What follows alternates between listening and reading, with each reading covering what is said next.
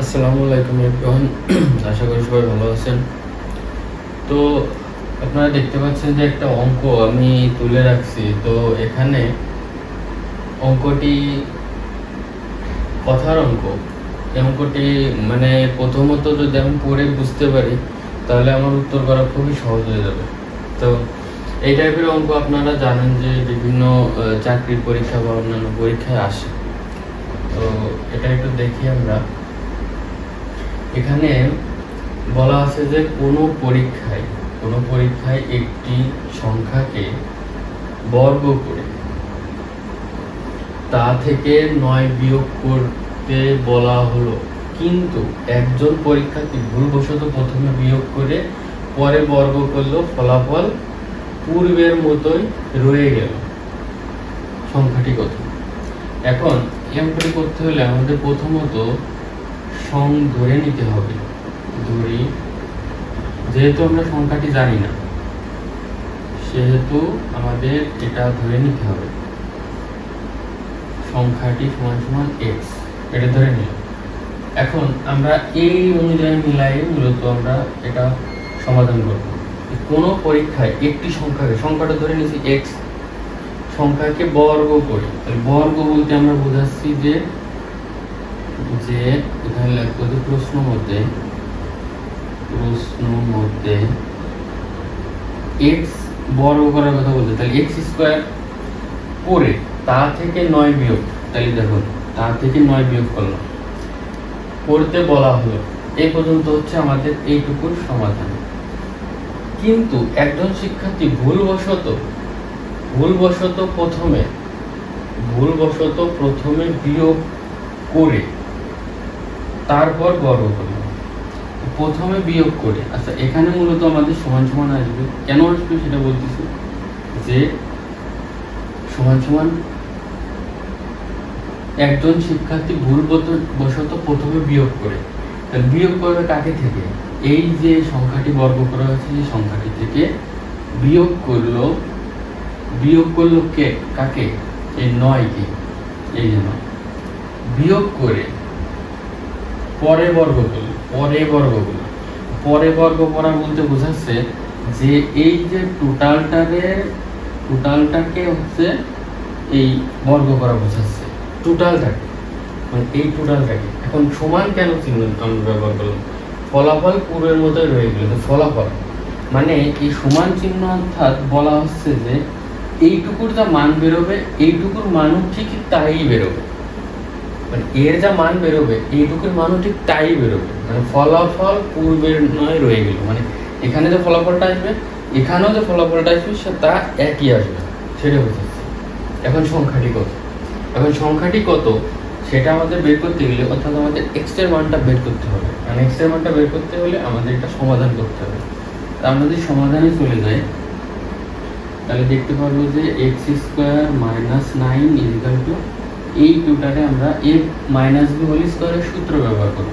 তাহলে আমাদের আসতেছে এরকম যে এটা মাইনাস এ স্কোয়ার মাইনাস 2, এ বলতে হচ্ছে আমাদের এক্স স্কোয়ার, বি বলতে হচ্ছে 9 এবং বি বলতে হচ্ছে আমাদের 9 হোল স্কোয়ার, অর্থাৎ বি স্কোয়ার মানে হচ্ছে 9 উপর হোল স্কোয়ার। আচ্ছা, x square minus 9 equal to, এর মান আসছে x to the power 4 minus এটা আসছে 18 এক্স স্কোয়ার, আর এটা আসছে প্লাস এত। এখন এইগুলো আমরা সবাই এই পাশে নিয়ে আসি এবং এটা এই পাশে নিয়ে যাবো। তো সংখ্যার জায়গায় আর এটা দেবে, বা এই টোটালটা ধরে আমরা এই পাশে নিয়ে আসতে পারি। X square minus 9 minus x to the power 4, এটা মাইনাস আছে তাহলে প্লাস হয়ে গেল, তাহলে 18 এক্স স্কোয়ার, আর এটা হচ্ছে মাইনাস 81 ইকুয়াল টু 0। এখন যদি আমরা এটা যোগ বিয়োগ করি তাহলে 18 আর 19 এক্স স্কোয়ার। আচ্ছা, এই এক্স টু দি পাওয়ার 4টা আমরা আগে লিখবো, এক্স টু দি পাওয়ার 4টা লিখলাম। আচ্ছা, এরপরে আমরা দেব হচ্ছে এটা, অর্থাৎ প্লাস 19 এক্স স্কোয়ার এটা দুটোই তো মাইনাস আছে, তাহলে মাইনাসে মাইনাসে আমরা জানি প্লাস হয়ে যাচ্ছে, তাহলে 90 চলে আসে, তাহলে মাইনাস হচ্ছে 90 ইকুয়াল টু 0। আচ্ছা, মোটামুটি আমরা অঙ্কের একটা সমাধানে চলে আসছি। এখন এইটারে আমরা হচ্ছে কি করব, মিডল টার্ম করব। এখন মিডল টার্ম যদি আমরা করতে হয় তাহলে 90 রে যদি আমরা লসাগু করি তাহলে হচ্ছে কত, 2 45, তার মানে হচ্ছে যে এটা যদি 5 দিয়ে দিই তাহলে 5 9 45, আবার যায় 3 দিয়ে, তাহলে 3, এই তো। এখন আমরা 19টারে ভাঙবো, সেই 19টারে ভাঙলে পরে আমাদের গুণ করলে 90 হবে এবং যোগ করলে এই 19 হবে। তাই কত কত করা যায়, 5 2 10 আর 9, এটাতে করা যাচ্ছে।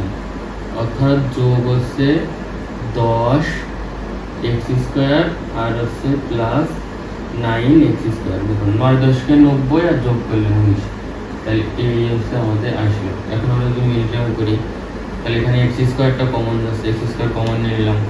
এক্স স্কোয়ার কমন নেওয়ার পরে আমাদের এখানে থাকতেছে হচ্ছে আরো x square, x square plus 10, এখানে 9 কমন নিলে পারে এক্স স্কোয়ার। আচ্ছা, এখানে আমাদের হচ্ছে মাইনাসটা কমন নিতে হবে, মাইনাস কমন নিলে পারে এই মাইনাসে মাইনাসে প্লাস হয়ে যাচ্ছে, তাহলে প্লাস 9 10কে 90, তাহলে 10 ইকুয়াল টু 0।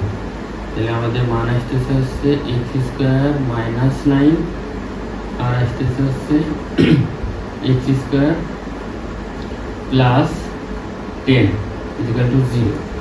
এখন এই দুইটারে এইটুক সমান 0 আর এইটুক সমান 0, তাহলে এখন যদি আমরা একটু সমাধান করি এই দুইটা, আমরা উপরের থেকে নিচে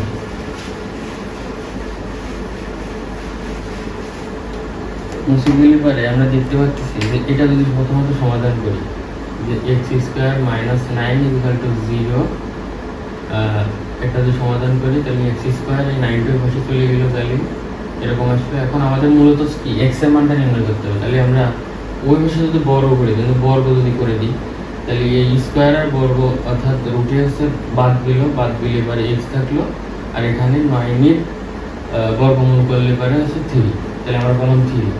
অথবা এটার আমরা সমাধান করব, x square plus 10 equal to 0, x square equal to এখানে একটু মাইনাস 10। এখন এটা যদি আমরা একটু সমাধান করি, বর্গ করলাম, বর্গ করে সমাধান করলে এক্স, আর এই জায়গায় আমাদের যেহেতু রুটের ভিতর হচ্ছে কি মাইনাস চলে আসে, তাহলে এটা জরুরি সংখ্যা অর্থাৎ কমপ্লেক্স নাম্বারে পরিণত হচ্ছে, তাহলে আমরা লিখবো যে 10i। এখন প্রথমত দেখতে পাচ্ছি যে যখনই মাইনাস ঋণাত্মক মান চলে আসে তখনই ওই মানটা আমাদের নেওয়া যাবে না, আমাদের তো নিতে হবে ধনাত্মক মান। এখন ধনাত্মক মান বেরোনো হচ্ছে 3, তাহলে আমাদের ওখানে উত্তর অর্থাৎ সংখ্যাটি যেটা বের করতে বলছিল আমরা ধরে নিয়েছিলাম এক্স যেটা, সেটার মান বেরোলো হচ্ছে 3। আশা করি সবাই বুঝতে পারছেন। বুঝতে না পারলে অবশ্যই কমেন্টে জানাবেন, আর নতুবা আপনারা ভিডিওটি 2-1বার দেখবেন।